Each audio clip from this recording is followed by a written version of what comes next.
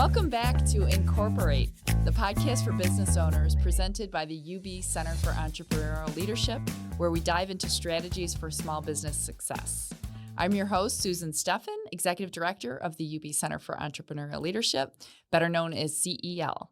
With me for all our podcasts is our producer, Jordan Lima, who's the founder of Lemur Studios, where we are recording today.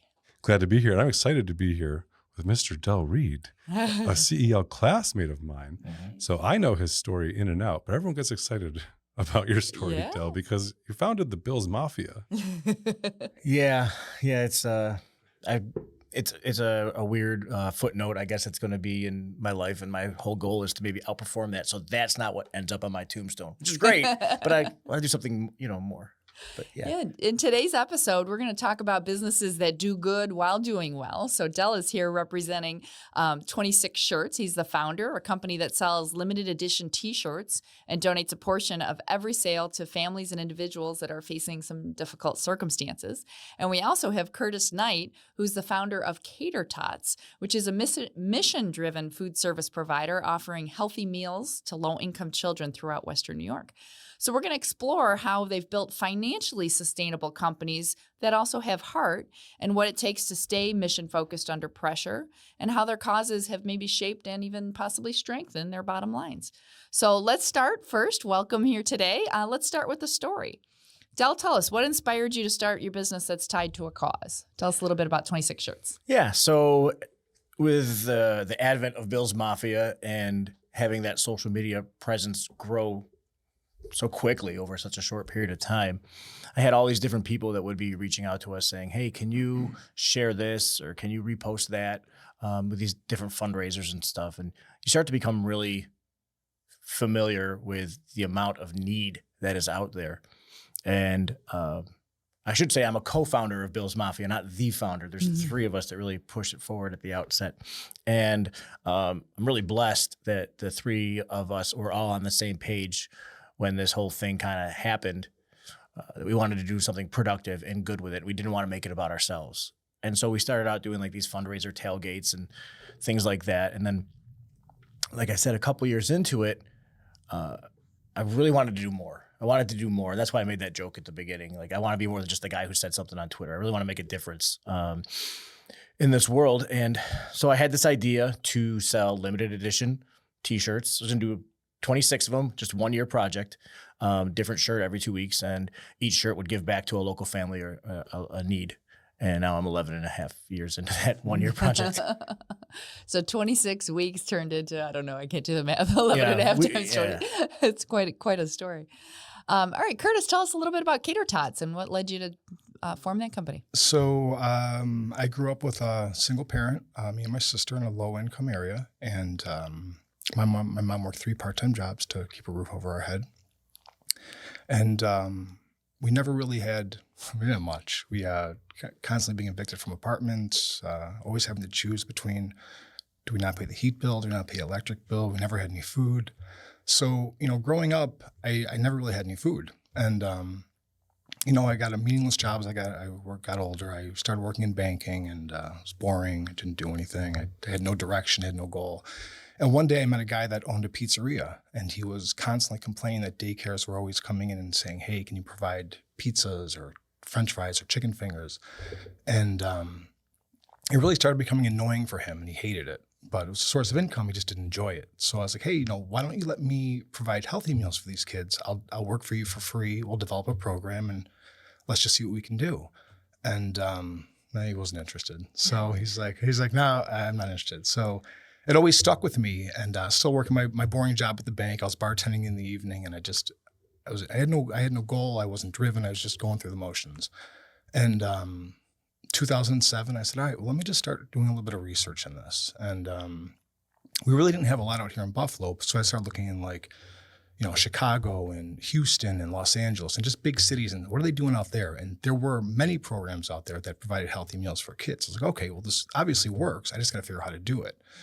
So I had a couple of friends. I borrowed a little bit of money, and I said, well, I don't have a plan, so let's just see what happens. So I quit my job at the bank. I was a full-time bartender, and I started Cater Tots. And Yeah, it was a little scary in the beginning, but it worked well, and we're able to help a lot of people. And how many meals are you serving now? And between 10 and 12,000 meals a day. Yeah, it's a lot. That's a lot. That's incredible. Yeah, it's called organized chaos. I don't know how it works. It just does. Yeah. Wow. I mean, you must have a fleet of vehicles. You must have. So we have 12 vehicles. You have 21 employees.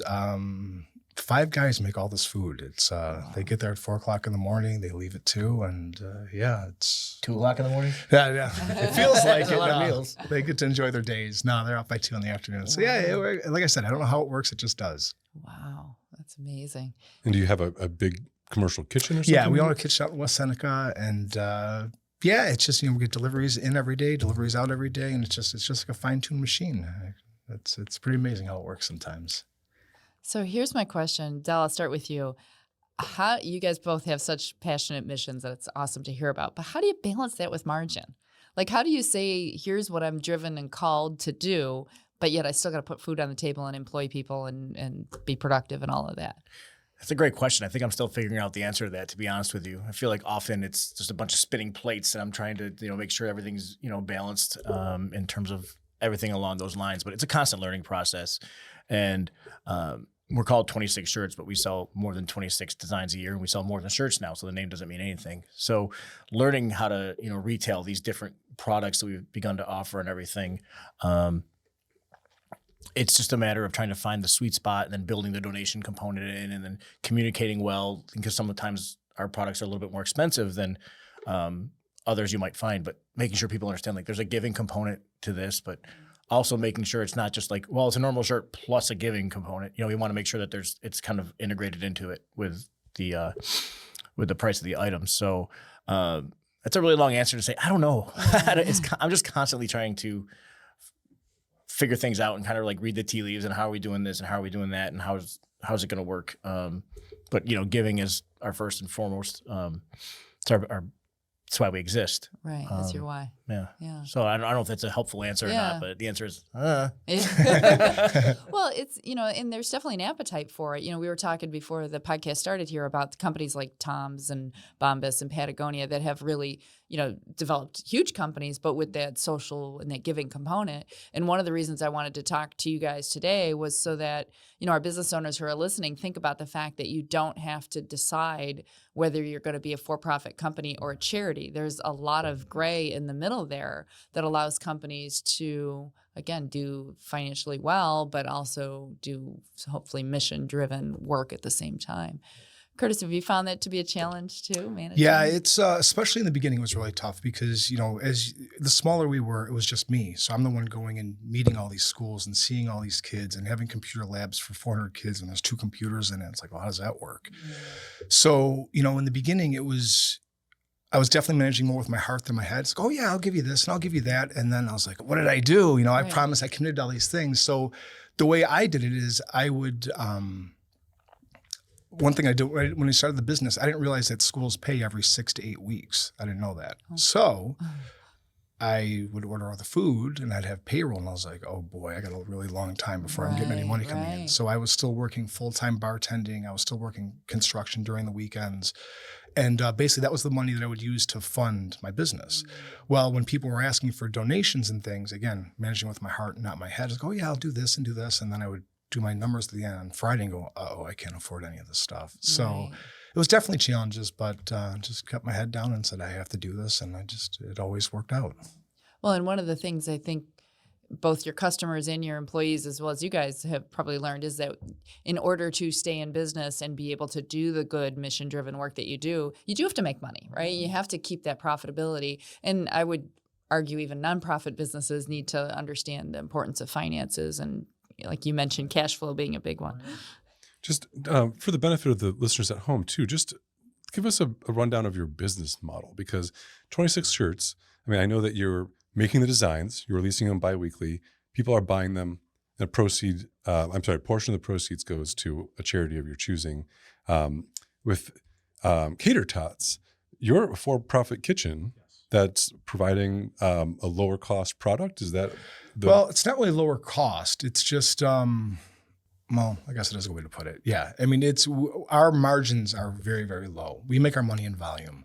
So if I have a school that comes in with 10 kids, I'm going to make $1.50. I mean, I'm not making anything off the Right. school, but they don't have any food. So, we tend to take these, I don't say, well, yeah, we tend to take them on, just we're not going to make any money on them. So yeah, I guess to answer your question, we do, there's not a big margin in my business. The only way that we make money is just keep taking and taking and taking more volume on, and it allows us to give more back. I don't know if I answered your question or not, but I tried yes, to. yeah. So there's not a component to it where you're not a 501c3. People aren't giving you donations. No, you're not, no, you no, don't have a no. big sponsorship that's Yeah. paying for all this. No. This is private transaction with Yes. an organization to Yeah. supply meals. Yeah.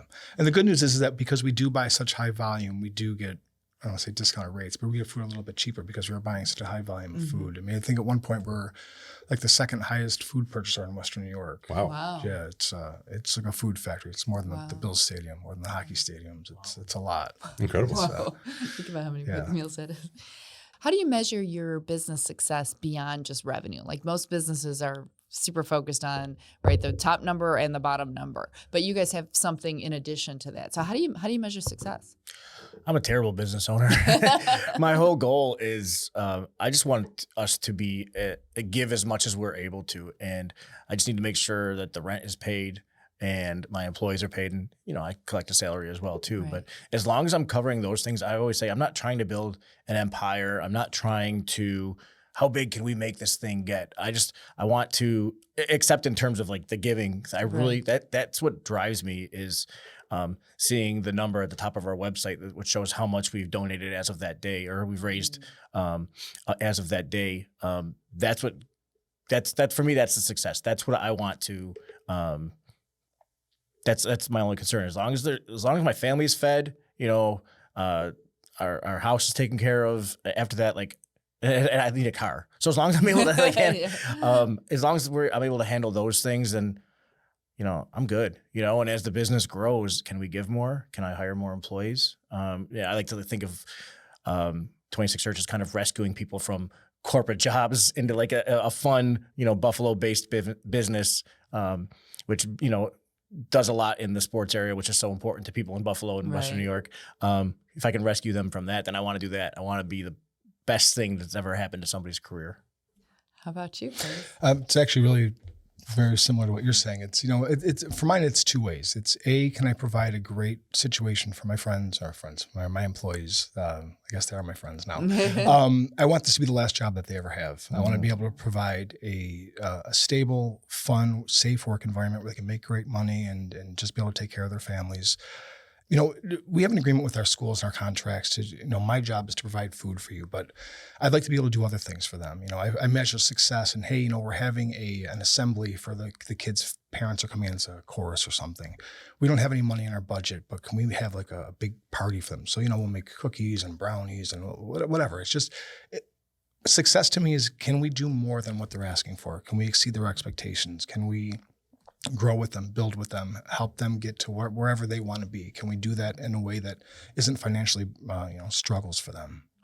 It's really interesting. You guys both brought up your employees, and in years, I think was a Freudian slip, but I loved it that it said my friends, my friends, and my employees, and taking care of their families. So, sometimes business owners forget that can be a part of their mission too, right? Is the people that you work for changing the trajectory of their lives or giving them a good landing place. So do you have, how do you find those right people? How do you find the people who fit your mission and can do the job?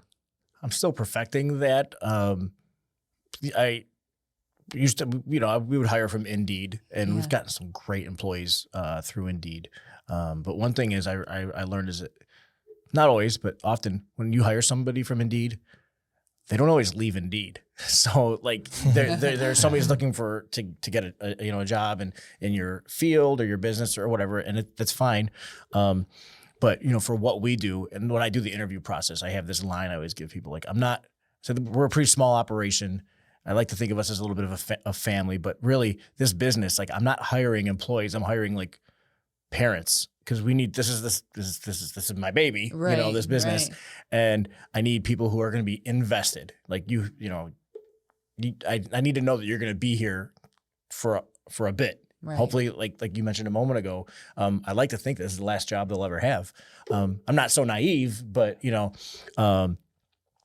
that's what I want to think. And So lately what I've been doing is like people I have a connection with, I kind of invite them to interview for a position we might have open or something like that. While still, making sure that I'm casting a net to find people for it, because I don't know who God is going to like drop in my lap, but just having that little personal touch, people who understand the mission, I guess is the biggest thing. People who really understand like why we're doing what we're doing. Yeah. Do you have a good luck finding folks? Well, Curtis, so when I started, I was bartending at the Buffalo Chop House. And in the beginning, my staff was the Buffalo Chop House. I would borrow the best this guy, the best this guy. And the owner, Mark Croce, used to get angry at me. He's like, stop stealing all my employees. And really, that's my team right now. They started off as my coworkers. They became my friends. Now they're my family. And now, we hire, different pieces throughout, but my core is the same guys I've had since day one, and I'll have them forever. That's amazing. Is that a good balance for your employees that if they're working in restaurants at night, they can do your job in the morning? Is that it was, and my goal was, because again, it's a lot of work. My company at the time we're starting at 5, 6 o'clock in the morning, and they're working until 11, 12 o'clock at night. So it was long days for them. And my goal was to always get them out of the restaurant industry, because that's a great part-time job. It's a terrible full-time job, because as you get older and older and older, you're like, all right, my feet are getting more sore, my knees hurt. It's just a lot. So my goal was to always get them out of the restaurants, and fortunately, I was able to do that. So yeah, then they just work with me now. That's it. Awesome. So if we've got some business owners who are listening to you too and thinking, this sounds pretty cool, I'd like to either start a company that maybe I'm thinking of, or maybe I have a company and I'd really like to grow a social component of it, what advice would you give them? One thing I always say to people who I'm thinking about starting my own company and, prospective entrepreneurs, I always say, if you can envision yourself doing anything else than owning a company or running after this idea, you probably should be doing that thing, because being an entrepreneur, owning your own business is not for the faint of heart, So that's one thing I always try to make sure this is what you're supposed to be doing. And then in terms of like the social impact part of it, it can't be a gimmick. It has to be important to you, because, if you're selling a widget and the idea is, well, people will probably buy the widget if I tell them that, they're going to be helping this as well. It can't, because then you're just going to gravitate towards, well, I don't know if we really need to give, as much as we were. It has to be something that's so important, and that's something that, I remind myself, I remind my employees of all the time. Like, this is our why. This is these families every Monday when we launch a shirt.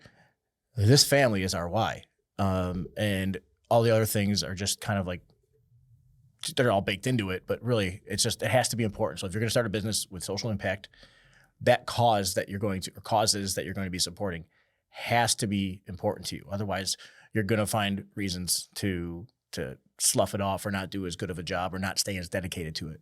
Right. Yeah, sounds like a big job on top of a big job, starting a business and having a mission.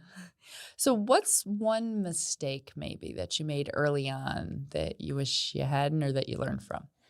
I can tell you mine is, I'll never forget it. It was the third school that I ever met with, and about 80 or 90 kids. They were really, money was tight for them. And, I had a number figured out. Okay, they have to pay, X for their breakfast, lunch, and snack. And she was pretty far below that. And so I didn't think I could help her. And, she's crying and I don't know what I'm going to do. I can't feed these kids. I'm going to close. And so I said, okay, I'll figure it out.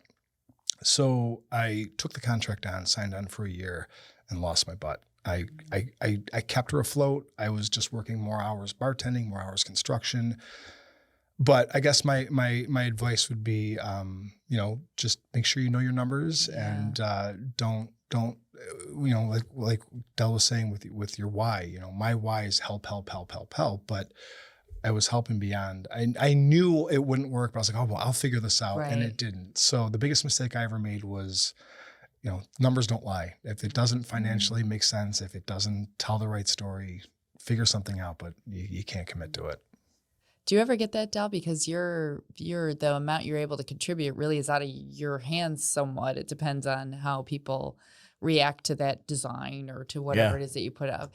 And is there ever a push and pull over, should I have done something different, or how do I get more money? How does that work? Yeah. So two of those two different points. One is I try to make sure that I'm managing the expectations of every family we bring on. You know, the first conversation I have with them is that I say, you're going to go to our website, you're going to see a big number at the top, and you know, you're going to be inclined like, oh, I'm going to get some of that. And yes, you will. But I always try to make sure they understand, like, listen, the market is fickle, and the only thing, I can't guarantee any certain number of sales. I can tell you what we usually average, but I can guarantee you that we're going to do our best on that given Monday. The design we put out is the design that we think has the most success on that day. We're not always right, or you know, maybe there were no designs that we're going to have success that day. You know, but sometimes we hit a home run, and sometimes we struggle to hit a single. You know, so I always try to manage those expectations. And then before, we were doing all these other things like shirts and or other than shirts, you know, hats and all the trinkets and flags and everything else. It was just shirts. And we would do a shirt at that time. Now we do it every Monday, but every other Monday we would do a shirt. And then we started bringing on like special editions and during the week and everything. And everything was giving $8. And I realized probably in I think it was like 2017, I realized that this wasn't going to be feasible because we had been, through that year, we had gone through PayPal, their capital funding, I forget the name of it, you know, cash advances and stuff like that. We did Cabbage. We were taking out all these loans. And I was like, wait a minute, if our business is based on giving, why are we taking out all these loans? And so I had to adjust the giving structure so that every Monday, the shirt we put out is an $8 donation for every shirt. But special editions we do during the week, and there's exceptions here and there where we were able to do 8. But those we turned into 8%. So that, in a lot of ways, saved the company because we were in a position where we're like, okay, we can't do this long term. You know, like we'd have a campaign here or there that would do really well, and we'd be okay, and then we'd have a couple that wouldn't do as well, and all of a sudden we were watching the bank account get lower and lower again. And so moving part of the designs to 8%, and we communicate it all clearly. People, it says on the product listing it and everything. I always make sure that people understand what they're giving when they purchase. But that pivot for us was huge. And it's not something I wanted to do, but at the same time, like if we're not here, we don't help anybody. Right. And so finding that balance, was difficult, but I think we've found it at this point. So it's interesting. Both of those lessons learned come back to knowing your numbers. Yeah. They really do. And why you have to, you know, even though you have a social good component, it's still business. It's still you still business, need to know the numbers. Right. Del, you have a couple variables there. You have the quality of the design and who that speaks to, but also the story of the person that you're supporting. Do you find that there's a big fluctuation based on that? I mean, that's a pretty callous thing to talk about, but are there, you know, some family stories that perform better? Like I'm sure some of the shirts do better than others. Do you have to balance all that when you're trying to get your books in order? A little bit. Yeah. And I always make sure that families understand. I always say, we don't require, but we do recommend that you share this campaign on Facebook with your friends, your supporters. Because actually through my clinic with CEL, someone suggested putting a survey at the checkout and asking, why did you buy this shirt? Is it because of the cause? Is it because of the design? And I think early on for us, it was the cause was really a big part of it. But then numbers don't lie. And 80% of the respondents of the people were saying that they bought it because of the design.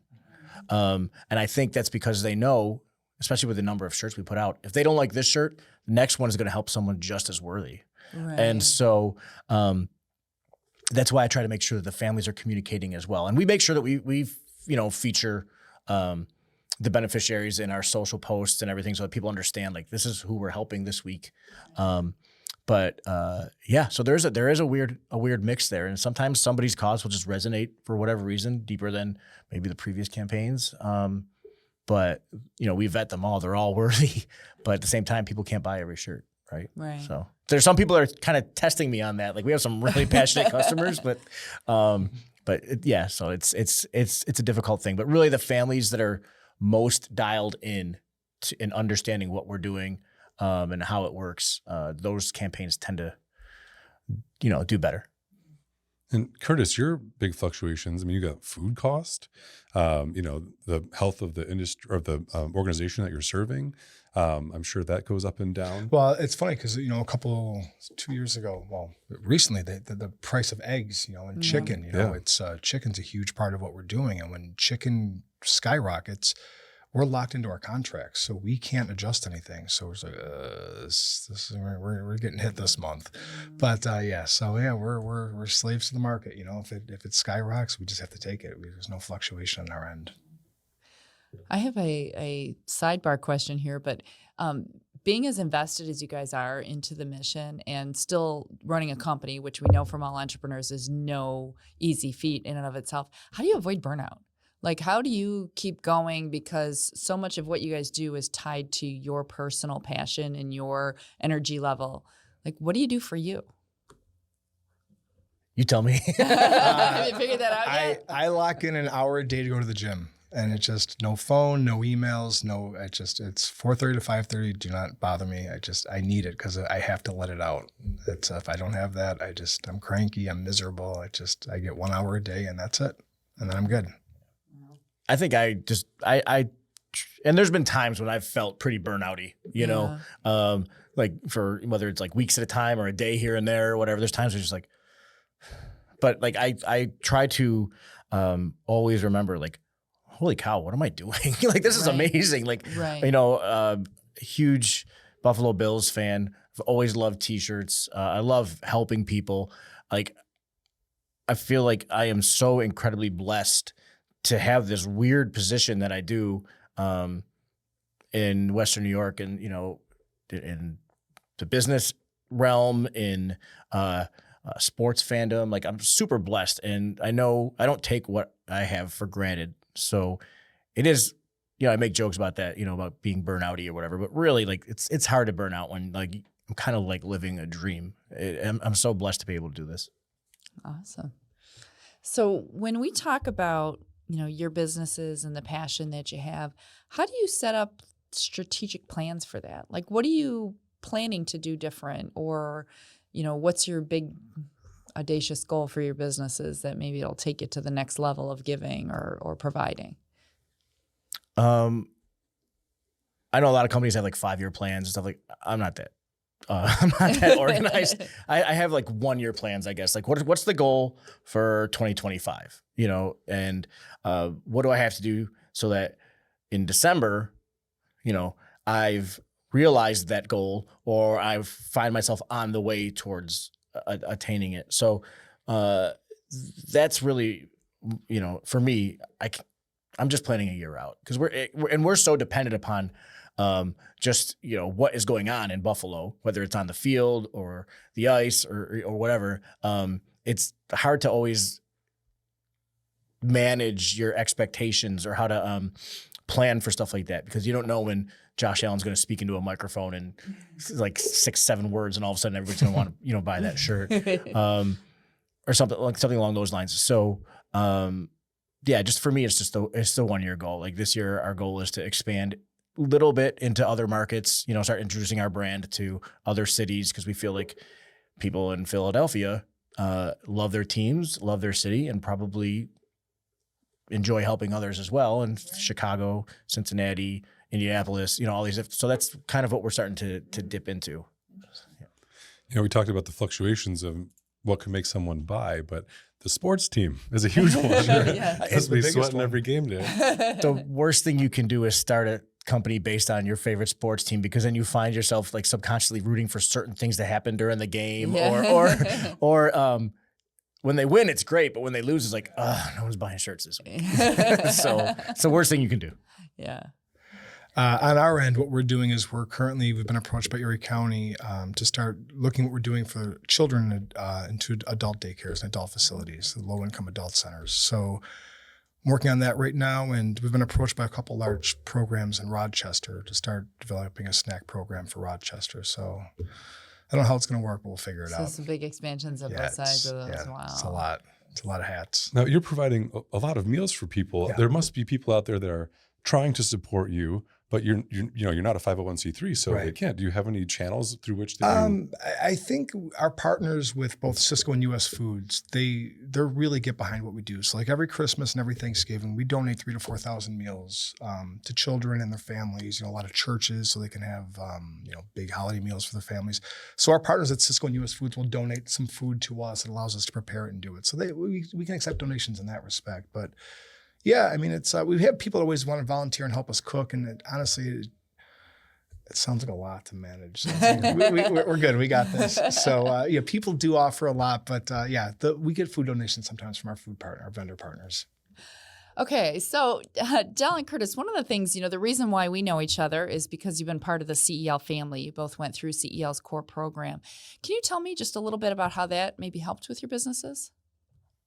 For me, it was just meeting so many people in the space. I mean, there's a dozen different things I could list out for you in terms of how CEL has benefited myself and 26 Shirts. But the first one that comes to mind is just you kind of like go through it with a group of people for a year.